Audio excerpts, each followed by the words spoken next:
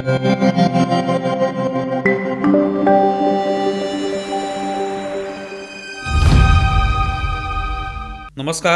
News डंकामध्ये मी महेश विचारे आपल्या सगळ्यांचं मनपूर्वक स्वागत करतो.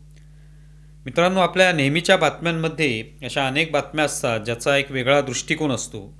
बातम्यांच्या माध्यमातून एक सर्वसाधारण पैलू आपल्यासमोर ठेवण्याचा प्रयत्न होतो. काही असे पैलू असतात जे दाखवले जात नाहीत. असे पैलू आपल्यासमोर मांडण्याचा प्रयत्न आम्ही या नव्या उपक्रमाच्या अंतर्गत करणार आहोत. आपण यावर व्यक्त व्हा आणि उपक्रमाविषयी आपलं मत मांडा. देशाचे माजी मुख्य न्यायाधीश DY चंद्रचूड यांची एक मुलाखत यूट्यूब चॅनलला घेण्यात आली. त्यात त्यांनी केलेल्या विधानामुळे तथाकथित पुरोगामी लिबरल्सच्या बुडाला चूड लागली हे नक्की. बाबरी मशिदीचे बांधकाम अपवित्रतेतून झाले होते अशा अर्थाचं वक्तव्य चंद्रचूड यांनी केलं होतं.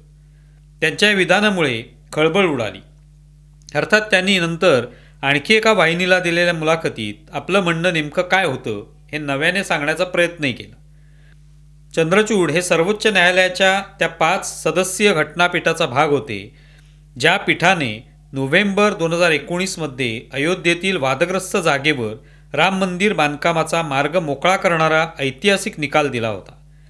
या पीठाचं नेतृत्व तत्कालीन सर्वोच्च न्यायालयाचे मुख्य न्यायाधीश रंजन गोगोई यांनी केलं होतं. या यूट्यूब चॅनलच्या मुलाखतीत पत्रकार श्रीनिवासन जैन यांनी चंद्रचूड यांना प्रश्न केला की हिंदू पक्षकारांनी 1949मध्ये मशिदीत मूर्ती ठेवणं तसंच इतर अवमानकारक कृती करणं हेही अपवित्रतेचं कृत्य नव्हतं का? त्या कृतींची जबाबदारी कोणाची?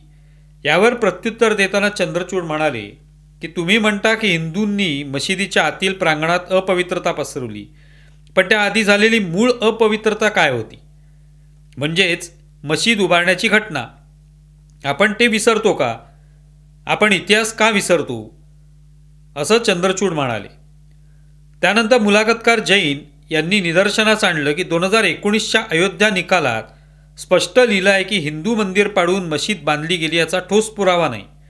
तसंच निकालात म्हटलं आहे की खालची रचना आणि मशिदीचे बांधकाम यामध्ये शतकांचा फरक आहे. तेव्हा माजी सरन्यायाधीश चंद्रचूड म्हणाले, निकालामध्ये आम्ही पुरातत्वीय पुरावे तपासले. त्या उत्खननातून मशिदीखाली हिंदू मंदिराचे अवशेष असल्याचं दिसून आलं. म्हणजेच मंदिर नष्ट करून मशीद उभारली गेली असणार.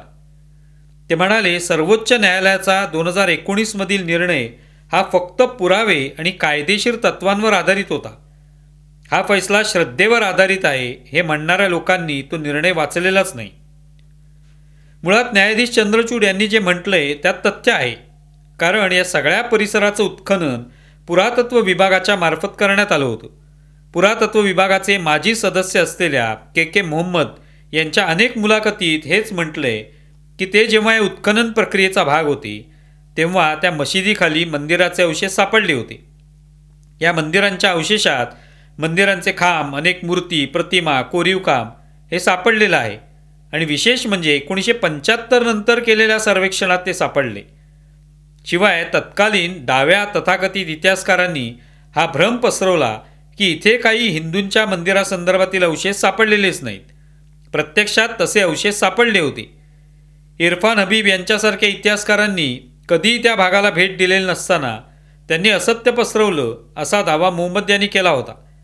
त्यामुळे चंद्रचूड यांचं वक्तव्य योग्यच आहे की इतिहासात हे नमूद आहे की इथे मंदिर होतं आणि त्या ठिकाणी मशीद उभारण्यात आली. पण आता चंद्रचूड यांनी पुरातत्व खात्याच्या पुराव्यांनुसार निकाल दिल्याचं म्हटलं असलं तरी डाव्या आणि पुरोगामी मंडळींना मिरची लागलेली आहे. चंद्रचूड यांनी हे विधान केल्यानंतर आता त्यांना केंद्र सरकारकडून पदाची अपेक्षा असेल, ते भाजपात जाणार का वगैरे टीका करायला सुरुवात केली. मागे तुम्हाला आठवत असेल की नरेंद्र मोदी हे चंद्रचूड यांच्या घरी गणेशोत्सवाच्या निमित्त गेले होते, तेव्हाही अशीच टीका झाली होती.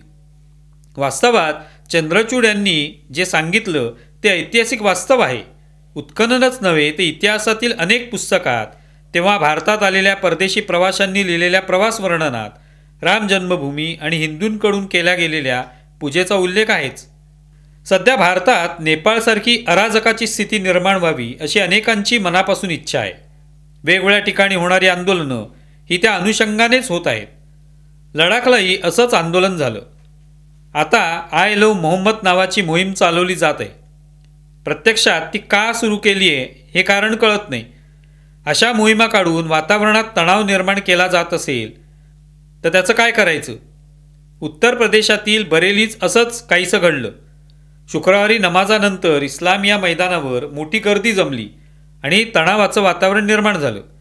हे आंदोलन स्थानिक धर्मगुरू व इत्तेहाद ए मिल्लत कौन्सिलचे प्रमुख मौलाना तौकीर रजा यांच्या आवाहनानंतर झालं. 4 सप्टेंबरला कानपूरमध्ये पोलिसांनी आय लव्ह मोहम्मद असा पोस्टर लावलेला तंबू हटवला. यानंतर 9 जणांविरुद्ध नावाने तर 15 अज्ञातांवर FIR दाखल करण्यात आला. याच्या निषेधार्थ बरेलीत मोठं आंदोलन करण्याचं आवाहन मौलाना तौकीर रजा यांनी केलं होतं. शुक्रवारी नमाजानंतर हजारो लोक इस्लामिया मैदानावर जमले. पोलिसांनी आधीपासूनच मोठा बंदोबस्त केला होता. काही आंदोलनकर्त्यांनी पोलिसांवर दगडफेक केल्याचाही आरोप केला. परिस्थिती बिघडू नये म्हणून पोलिसांनी लाठीचार्ज केला. सोशल मीडियावरचे व्हिडिओज दाखवतात की काही ठिकाणी आंदोलक आणि पोलिसांमध्ये चकमक झाली. मुळात ही परिस्थिती पाहिली तर देशात अराजक सदृश वातावरण निर्माण करण्याचा प्रयत्न विविध स्तरातून सुरू आहे. आय लव्ह मोहम्मद ही मोहीम त्याचाच एक भाग आहे का? अशा रॅलीसाठी कोणती परवानगी घेतलेली नसताना लोकांना जमवायचे, हातात पोस्टर्स घेऊन मिरवणुकीला सुरुवात करायची, पोलिसांनी अडवलं की त्यांच्याशी वाद घालायचा आणि आम्हाला मिरवणूक काढू दिली जात नसल्याचा आरोप करायचा. त्यातून पोलिसांनी अडवण्याचा प्रयत्न केल्यास त्यांच्याशी अरेरावी करायची आणि पुढे त्याचे दगडफेकीत रूपांतर होऊ द्यायचं. असाच हा प्रकार आहे का? बरेलीतही तसंच घडलं. आय लव्ह मोहम्मद ही नेमकी मोहीम कशासाठी आहे हे स्पष्ट व्हायला हवं. प्रेमाचा संदेश एकीकडे द्यायचा आणि दुसरीकडे पोलिसांवर, सुरक्षा दलांवर दगडफेक पण करायची. हे कोणत्या प्रकारचं कारस्थान आहे? महाराष्ट्रात सध्या पुराने अनेक जिल्हे वेढले आहेत आणि लोकांचे, शेतकऱ्यांचे अतोनात नुकसानही झालेले आहे. या परिस्थितीचं गांभीर्य ओळखणं आवश्यक आहे. धाराशिवला या पुराचा मोठा तडाखा बसलाय. मात्र तिथले जिल्हाधिकारी एका कार्यक्रमात सहभागी झाल्याचं दिसलं आणि त्यात ते नृत्य करत होते, ठेक्यावर नाचत होते. त्याचा व्हिडिओ व्हायरल झाला आणि जिल्हाधिकाऱ्यांच्या असंवेदनशीलतेचं दर्शन घडल्याची टीका झाली. धाराशिवचे खासदार ओमराजे निंबाळकर यांनी या कृतीला असंवेदनशील असं संबोधलं. गेल्या 100 वर्षात धाराशिव जिल्ह्यात इतकी भीषण पूरस्थिती कधीच निर्माण झाली नव्हती.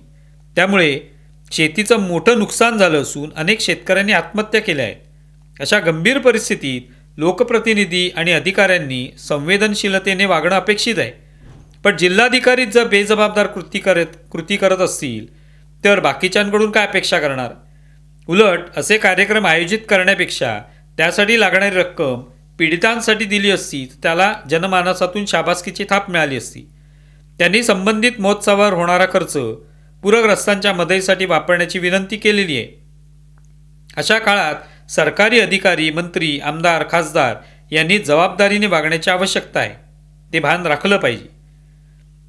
तुम्हाला व्हिडिओ कसा वाटलाय जरूर कळवा. आमचा व्हिडिओ जास्तीत जास्त लाईक करा, शेअर करा आणि आमचं यूट्यूब चॅनल सबस्क्राईब करा. धन्यवाद.